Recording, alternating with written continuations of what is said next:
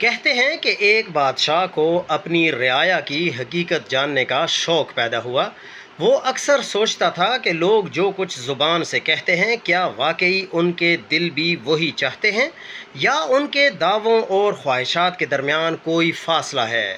اس نے اپنے ایک دانا مشیر کو بلایا اور سوال کیا کہ میں اپنی رعایا کی اصل فطرت اور ترجیحات کو کیسے جان سکتا ہوں؟ مشیر نے عرض کیا کہ بادشاہ سلامت، اگر آپ لوگوں کی حقیقت جاننا چاہتے ہیں تو انہیں مکمل آزادی دے دیجیے۔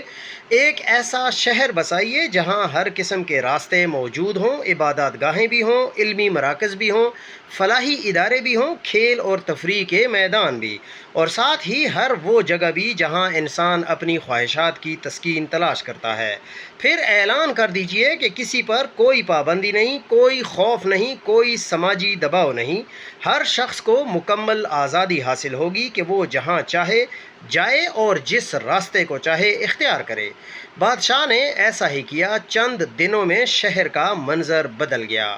لوگ گھروں سے نکلنے لگے۔ اب نہ کوئی پردہ باقی تھا، نہ کسی کو اپنے انتخاب چھپانے کی ضرورت تھی۔ ہر شخص آزاد تھا کہ اپنی ترجیحات کے مطابق راستہ چنے۔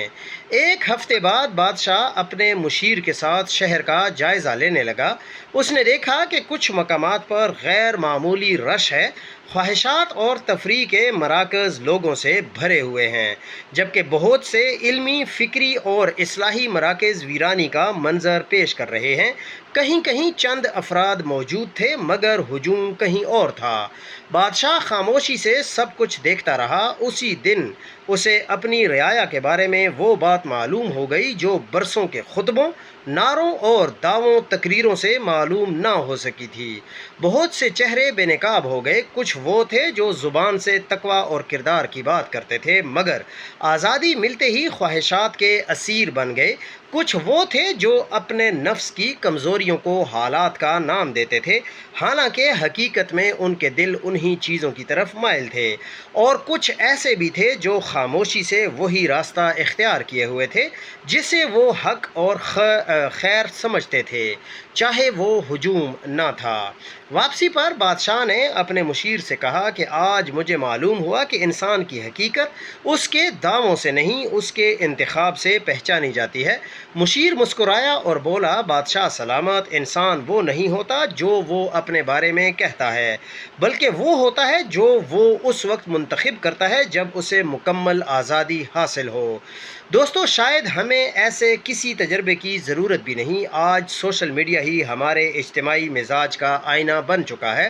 ذرا دیکھیے کہ سب سے زیادہ توجہ کن چیزوں کو ملتی ہے، کس قسم کا مواد لاکھوں ویوز حاصل کرتا ہے، کس قسم کے لوگ راتوں رات مشہور ہو جاتے ہیں، کس چیز پر لائکس، شیئرز اور تبصروں کی بارش ہوتی ہے، اور اس کے مقابلے میں علم، شعور، اخلاق، کردار، تحقیق، اصلاح اور مثبت فکر کی بات کرنے والوں کو کتنی توجہ ملتی ہے۔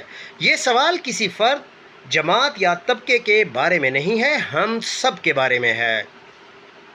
کیونکہ معاشروں کی حقیقت ان کے نعروں سے نہیں، ان کی ترجیحات سے ظاہر ہو جاتی ہے۔ انسان اپنے الفاظ سے کم اور اپنی توجہ، اپنے وقت اور اپنی پذیرائی سے زیادہ پہچانا جاتا ہے، اور قومیں بھی وہی بنتی ہیں جس چیز کو وہ سب سے زیادہ اہمیت دیتی ہیں۔ سو کبھی فرصت ملے تو دوسروں کا نہیں، اپنا جائزہ لیجیے۔ دیکھیے آپ کا وقت کہاں خرچ ہوتا ہے، آپ کی توجہ کن چیزوں پر مرکوز رہتی ہے، اور آپ کن لوگوں کو اپنے دل و دماغ میں جگہ دیتے ہیں، کیونکہ اکثر انسان کی اصل شخصیت اس کی زبان سے نہیں، اس کی ترجیحات سے ظاہر ہوتی ہے۔